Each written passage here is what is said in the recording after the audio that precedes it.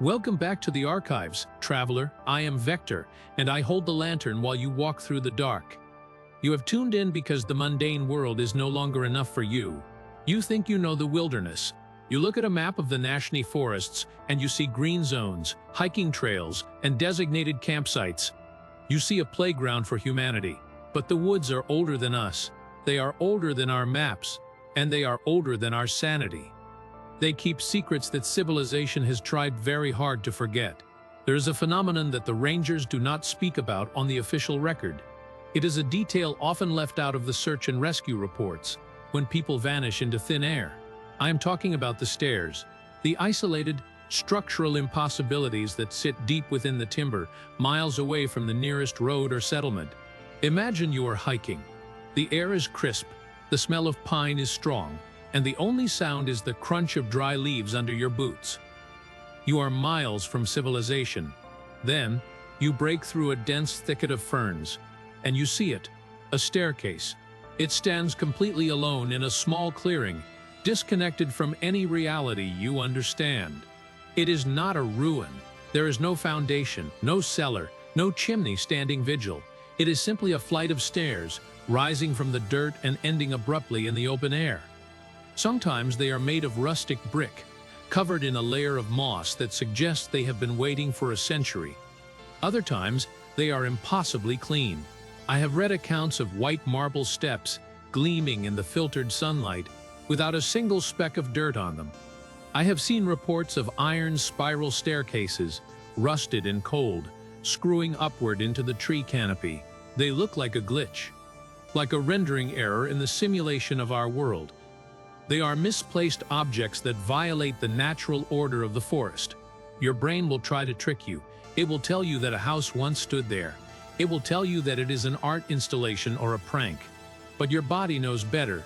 You will feel a drop in temperature, the ambient noise of the forest, the birds, the crickets, the wind will simply cease. A vacuum of silence surrounds the structure. And then comes the urge, a subtle, magnetic pull in the center of your chest. You will feel an overwhelming curiosity to walk up those steps. You want to see the view from the top. You want to know what it feels like to stand on that platform. It feels innocent. It feels like a game. But I am here to give you a single instruction, a command that might save your soul from drifting into the void. If you see a staircase in the woods, do not climb it. Do not touch it. Do not even look at it for too long.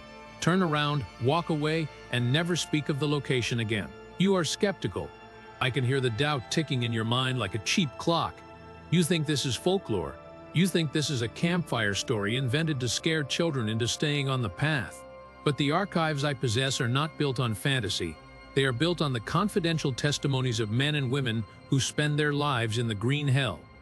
Park rangers, hunters, special forces trackers. They have a name for the feeling you get when you stand near one of these structures. They call it the Oz factor. It is the sensation of being isolated in a bubble of reality that does not match the surrounding world. I have a report here from a search and rescue officer in the Pacific Northwest, a veteran of 20 years. He described finding a staircase made of polished mahogany in the middle of a dense spruce thicket. He described the smell. It didn't smell like the forest. It didn't smell like pine needles or wet earth. He said the air around the staircase smelled like ozone and antiseptic, like a hospital operating room. He watched a stray dog, a tracking hound, catch a scent and bolt toward the structure. The dog didn't hesitate. It ran up the steps, barking at something invisible at the top. When the dog reached the final step, it didn't fall off. It didn't jump down. It simply vanished. There was no sound, no yelp of pain. It was as if the animal had walked behind a curtain that wasn't there. The ranger called for the dog for hours. He threw rocks at the stairs. The rocks passed through the empty air at the top and landed in the dirt on the other side. But the dog never returned. That is the trap. The stairs are not a monument. They are a threshold. They are a breach in the atmospheric pressure of our dimension. Ancient texts from the Sumerian tablets speak of high places that were not mountains. They speak of ladders that descended from the sky, allowing the watchers to walk among men.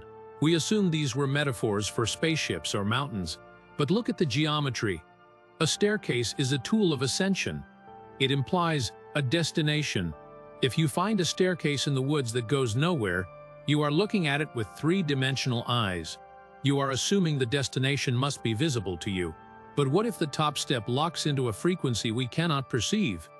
What if the destination is right there, hovering just above your head, overlapping with the sky? There are other accounts, far more disturbing than a missing dog, accounts of people who climbed the stairs and came back down. But they did not come back whole. One account details a hiker who ascended a stone spiral staircase found in the Appalachians. He went up laughing. He posed for a photo at the top. When he came down, he was silent. He refused to speak. Within 6 hours, he began to bleed from his eyes and ears. The autopsy revealed his internal organs had been rearranged, flipped perfectly in a mirror image. His heart was on the right, his liver on the left. It was as if he had been taken apart and put back together by something that remembered the parts but forgot the orientation. The stairs are a lure. They are the anglerfish's light in the deep dark of the forest. They rely on your curiosity. They rely on your human need to conquer the environment. They want you to climb. They want you to ascend, because whatever is waiting at the top of that platform is hungry. And it has been waiting for a very long time. We like to believe that we are the masters of this planet. We map the jungles, we conquer the peaks, and we pave the earth, but the stairs are a reminder that we are merely guests here. Think about the anglerfish in the deep ocean. It dangles a glowing light in the darkness to attract its prey. The stairs are the same mechanism adapted for human psychology. They mimic something familiar. They mimic civilization and safety. They exploit your desperate need for structure in the chaos of the wild. They are the open mouth of a predator we do not even have a name for yet. There is a final aspect to this phenomenon that you must understand. It is not just about climbing them. It is about what follows you home if you get too close. I possess a handwritten letter from a former forestry worker in Tennessee. He didn't climb the stairs he found. He was smart enough to stay off the steps, but he made a different mistake. He reached out and cut a small splinter of wood from the railing. He wanted a sample. He wanted proof that this anomaly was real. He put the splinter in a plastic bag and took it home. That night, the silence of the forest followed him. It suffocated the sounds of his house. The hum of the refrigerator stopped. The traffic outside his window ceased. He woke up at 3 a.m. to the sound of creaking wood. Not the settling of his house, but the heavy, rhythmic creak of footsteps ascending a staircase. The sound was coming from his hallway, but he lives in a single-story house. There are no stairs in his home. Yet, in the dark, he heard something climbing up, step by heavy step, towards his bedroom door. He burned the wood splinter the next morning. He scattered the ashes in a river, but he says he still hears it sometimes. The sound of heavy boots climbing stairs that do not exist. Right outside his bedroom, this is the danger of the liminal. These structures are anchors. When you interact with them, you create a bridge. You invite the logic of that place into this place. So when you are out there, trekking through the deep woods, keep your eyes on the trail. Ignore the glint of white marble in the periphery of your vision. If you see a perfect spiral staircase rising from the fern bed, treat it like a radioactive isotope. It is a cancer on the landscape.